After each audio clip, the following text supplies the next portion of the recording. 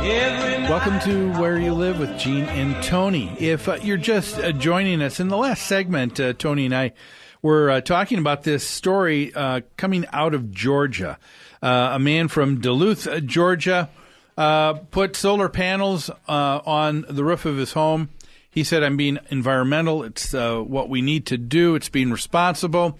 The problem is the HOA said no.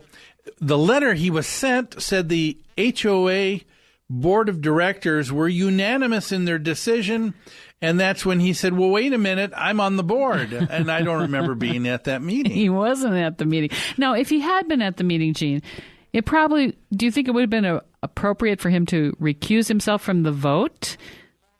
Since it was a personal issue for him? There's so many things, here to deal with. But first and foremost... But he could still be part of the conversation. Or the discussion, or do you think not?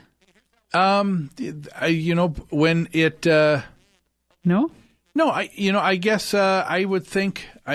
I'm thinking twice, Tony. You caught me sorry. Here. When clearly, if we're talking about someone who has a chance to move forward with something with a contract entered into with the association, and they're getting something monetarily, of course, because they're standing to gain something.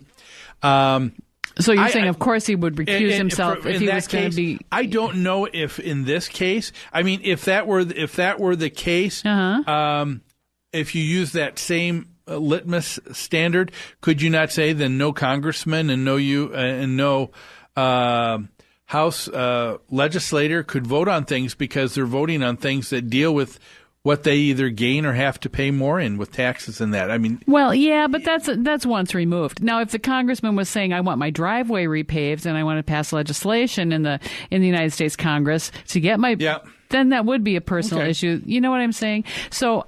And probably he shouldn't have more access to the board than any other homeowner with an issue. Well, yes, but, I mean, as far as discussing it. This wouldn't be an issue if things were handled correctly. There you go. And that's what we're going to be talking about. This wouldn't even be an issue if he had first gone to the board. And we're going to talk about, there's two major things that went wrong here. There's some things that are wrong in a big way for this homeowner who's also on the board. There's also things that are wrong in a big way for the board of directors. Let's talk about the homeowner. Okay. Who's also / board member. I think it's fair to say anybody who is a homeowner should know that when you live in a homeowners association, you no longer have total control of what goes on in the exterior and surroundings of your home. That's right. Because you are now living in an environment that's shared with the other owners as well. That's right. And if you are giving up some of your rights of owning real estate by joining a homeowners association. But in exchange for that, you get some benefits, right? Yeah. Now, you're right. And there are a lot of benefits to an association. In this weather and climate, not having to shovel snow. My wife and I love that every single snowfall this last year. You're appreciative? We did not have to do that. You're such a great association member. But even though a homeowner should know this about what they can and can't do, they can't. But I hold to a different level of responsibility someone who is a homeowner and also on the board. You can't be on the board for any length of time and not know this. And so for this person who's on the board to just claim and say, "Hey, this was unfair. Look what the others on the board did. They were being they weren't following things accordingly." Sure. That's the pot calling the kettle black. Yeah. Isn't it? Yeah, it is, because he cannot say with any honesty that he didn't know he was supposed to get approval from the architectural committee before he made a change to the architecture of his home. Now, for him, so now going back to, could he vote on something like that? I think he could, because that's his, just because that's his desire to do that. I think he and the others on the board, what they should have done, was gone to the other homeowners. And we preach this all the time on this show. Here's the homeowner who's on the board says, I'd like to add solar panels. I think it'd be a good idea. The board says, I don't know. And this board member says, well, let's survey others in the community. That's right. And go that route. Had he done that, and then for him to answer the question, should he be able to vote? Yeah, I think he should be able to vote on that. Okay. And I think there wouldn't be an issue. Things get complicated when he went ahead without permission. That's right. And allowed that to take place. That's right. That's where he went wrong. And there was no excuse for that. And there is a method, a process for people to follow if they get a decision they don't like from their board of directors.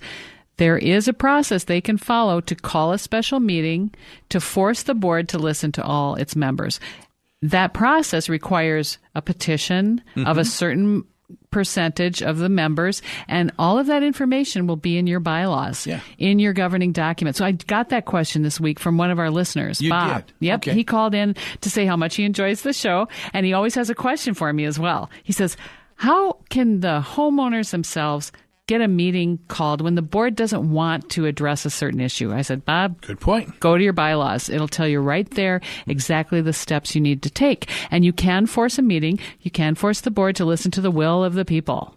Yes, and so that's what this person should have done. That's a great idea. He would have had so much credibility and clout had he done so. Because you're right, if the others on the board said, we're not going to allow you to do it, no way, we're not even going to think about this issue of solar panels.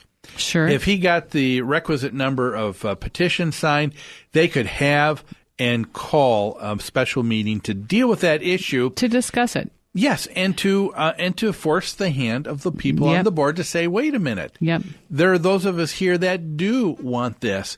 And then when that happens, you truly see a representative government where people are getting involved.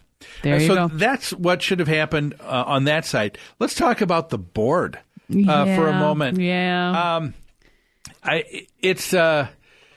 First of all, there are a lot of decisions that are made, aren't there, outside of that monthly board meeting where you don't necessarily get a lot of people, everybody on the board, to call in or to write that email to say yes or no.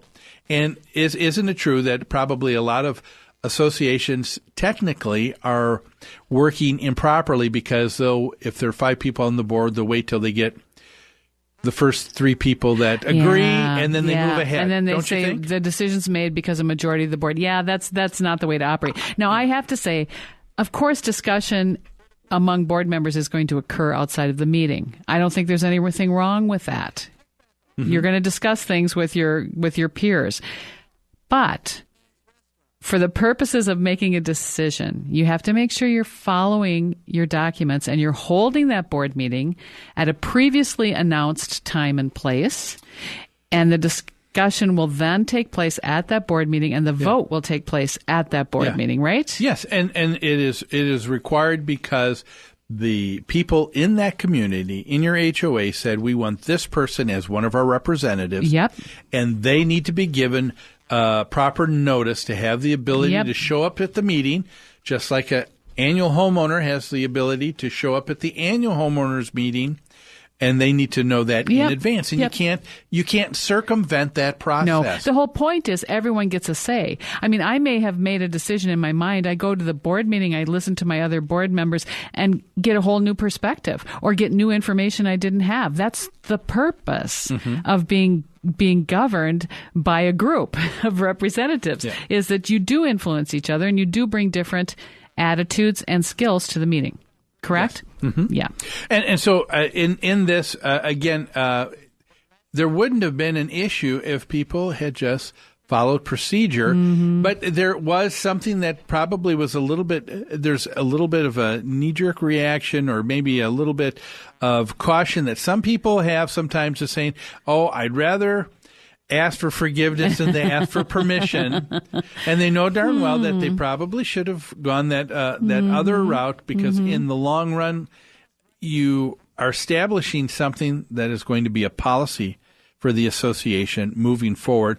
why not take the time to do it right? Yep. There gets to be more and more issues when an HOA may let one thing slide for someone, and then they don't on another, and then they start dealing with issues of fair housing. That's right. Right. And so you want to just get past all of that by doing things proper. So in this case, yes, something should have been done differently by both the homeowner / board member and the board. So I guess our referee's call here is no to both of them.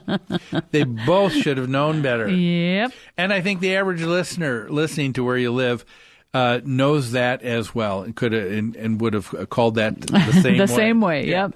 Well, let's take another quick break. We've got a couple other articles yet to cover here in today's show. Next, about a property manager or management company dragging their feet in fixing a roof leak. Doesn't sound good.